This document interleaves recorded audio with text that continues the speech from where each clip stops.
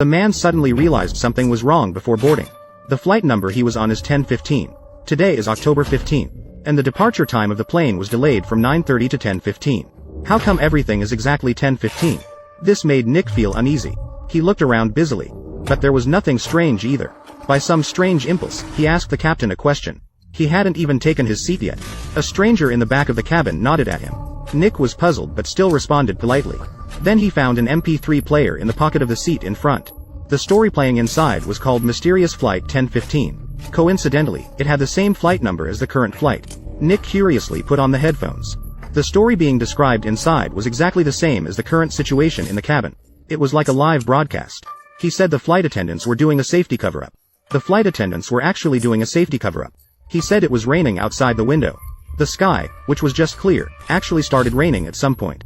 Then the man in the MP3 said, "This plane will disappear from the radar and never reappear in an hour." This surprised Nick. Hurriedly took off the headphones. Wanted the passengers nearby to listen to the bold content in the MP3. But the other person felt disturbed and got up to leave the seat. Nick could only put on the headphones again. Continued to speak inside. At 10:21, a bird hit the plane. And at this moment, the time coincidentally jumped to 10:21. Suddenly, a loud impact. Nick immediately jumped up from his seat. Frantically threw away the headphones. Hurriedly ran into the restroom to calm down. But afterwards, the plane operated smoothly. All the passengers seemed to have not felt anything just now. Nick doubted if he had hallucinated. But he still pressed the call button to summon the flight attendant. Wanted to confirm if a bird had hit the plane just now. But the flight attendant impatiently replied that there wasn't. Nick wanted to confirm with the captain. But the captain asked him to be quiet. The argument attracted the attention of others. Nick could only stop asking further. But as the flight attendant just left, that man who greeted him suddenly sat behind him. Said he was certain that a bird had hit the plane just now. His name is Matt. He is a pilot who has flown this plane before. He said in order to avoid unnecessary panic. The crew often wants to hide this from the passengers. These words made Nick nervous again. Hurriedly put on the headphones and continued listening. The plane disappeared without a trace at 11:15. And it's already 10:30 at this time. If everything comes true, there will only be 45 minutes left. Han Zhu, who was instantly nervous, broke out in a sweat. Nick started to panic. Decided to find clues as soon as possible to prevent the disaster from happening. And MP30 said again. All disasters have subtle signs. It could be a mechanical failure. It could also be caused by signal interference. Suddenly he noticed two passengers watching a live broadcast. So he quickly asked those two to turn off their phones. But they explained that they had already turned on airplane mode. After that, he no longer paid attention to them. Nick started to get excited. But the flight attendant who came hurriedly asked him to return to his seat. Helplessly, he could only return to his seat and put on his headphones again.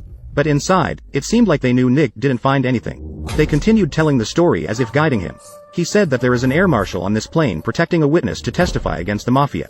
And the Mafia will definitely try everything to stop his testimony. Perhaps they will attack this flight to silence someone. Nick immediately got up to investigate.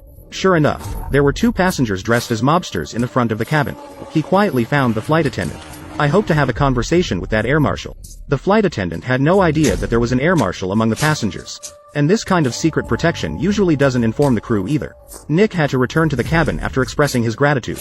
But as he passed by Matt, he suddenly realized something. He immediately sat next to Matt. Such an exciting video.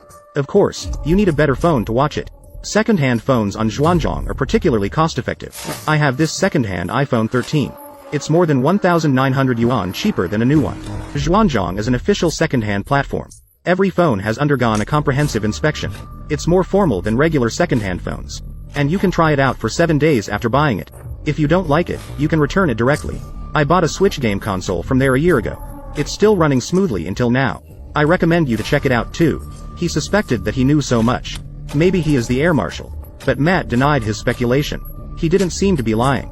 After most of the passengers fell asleep, Nick decided to take matters into his own hands. He quietly searched through the luggage of the two Mafia passengers, trying to find some clues. But as soon as he opened the luggage compartment, the falling luggage woke up the man below. Nick apologized and explained to the man in a panic, and asked the other party if they were part of the Mafia. But the other party said they were soccer players. The flight attendant who heard the commotion made Nick return to his seat. But Nick firmly believed that those two were lying, and requested the crew to verify their identities. The cabin instantly became chaotic. The captain also rushed over, saying that Nick had already threatened the safety of other passengers, and warned him to return to his seat and behave. Meanwhile, other passengers had already taken out their phones and aimed them at him. Nick had no choice but to remain silent. But right after, the voice from the MP3 player made him nervous again. He said there was another person related to the incident, and that person had the exact same name as Nick. His identity as a journalist also matched. Even the chaos that had just occurred was identical, and the recording playing inside was of the chaos. It was Nick's voice. The dialogue content was exactly the same. Nick instantly became flustered. It continued inside. After the captain said goodnight, New York to the ground, the plane disappeared completely. At that moment, the captain came over and pulled him aside, questioning him if he had mental issues. What was said in the MP3 player was being confirmed one by one. But Nick knew that no one believed him. He then pleaded with the captain not to do it after 14 minutes. At this moment, everyone thought he was crazy. The captain asked angrily,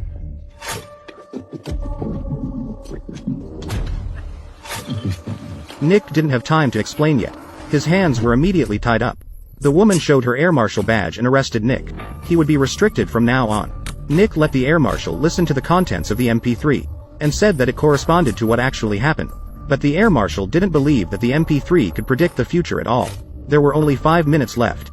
Suddenly, the captain came over and called the air marshal aside.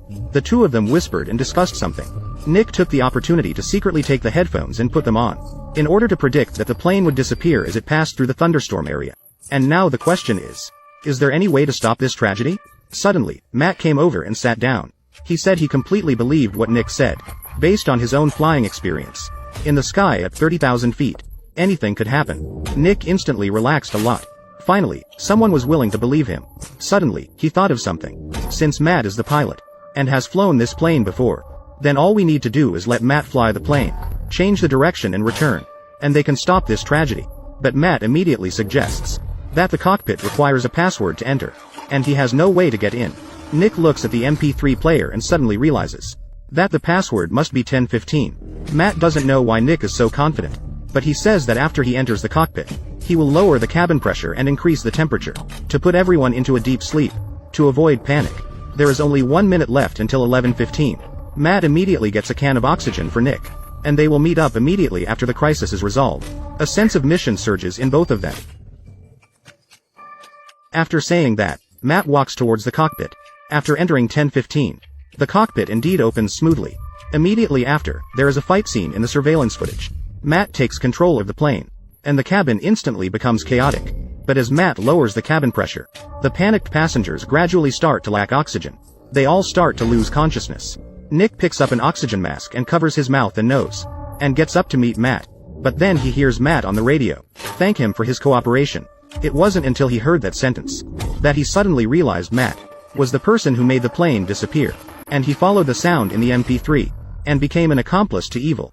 11:15. The plane plunged into thick black clouds, and shortly after, Nick woke up on the shore. He couldn't believe he was the only survivor.